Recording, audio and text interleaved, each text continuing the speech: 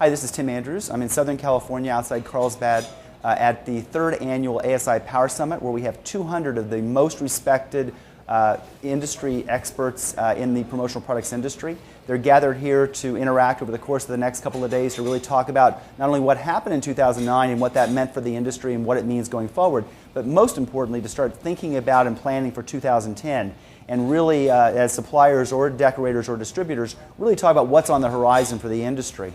And this morning our first speaker was Roger Farmer. He's head of the economics department at UCLA. And Roger spent time talking about not only what happened in the economy in the last year, but also what the outlook is going out 3, 4, 5 years based on some of the numbers he's looking at and some of the kinds of indicators that business people and economists look at. First of all, Roger pointed out, I thought very interestingly, that the last year has been about lack of confidence. People were not confident in major industries, major businesses, and so they stopped investing and just stopped. And they really weren't confident in what the future was going to hold, so they didn't make decisions. And that lack of decision really ground some businesses to a halt.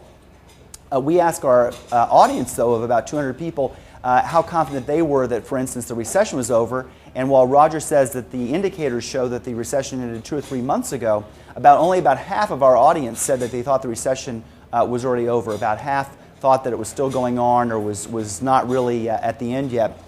Importantly, though, the confidence in the room was high because Roger pointed out that that confidence level is what's most important. And about 70% of our audience of 200 industry executives said that they thought that 2010 was going to be a much better year. They were confident going forward, and they were going to start investing in inventory and start hiring again, which is a really good indicator. We also asked the question of the audience this morning, how many of you had to reduce your workforce in the last 12 months because of the downturn in sales of advertising specialty products? And about 70% of the audience acknowledged that yes, they had to reduce their workforce, and in fact about half of that 70% said they had to reduce their workforce by more than 10%. On the other hand, quite a number of people, probably about 80%, said they thought that they were going to be adding headcount in the coming 12 months as 2010 gets here.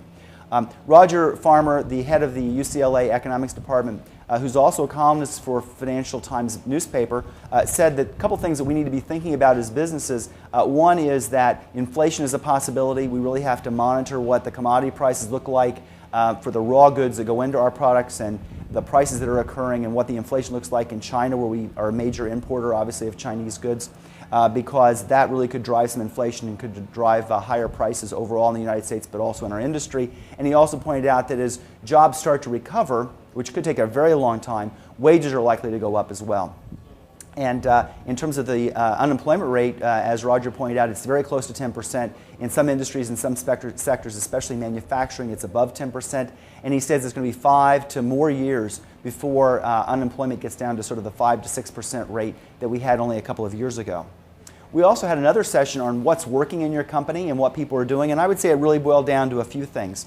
First, communication. People said it's very important to communicate to your customers what's going on in your business, what do you see in the world, and also, of course, to your employees to let them know what's the expectation, what's happening.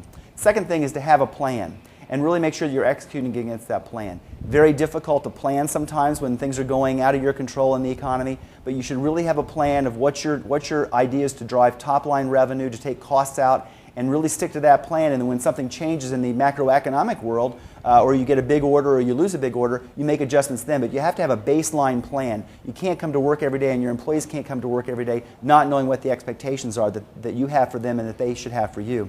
Also, you have to reward people. Just because we've had a tough 2009 doesn't mean there haven't been some good things to celebrate. So you should really celebrate some of those things. They don't have to be big, expensive items, but they can be something like a bowling party that you might go out to. It might be just having an afternoon where you just serve ice cream to people.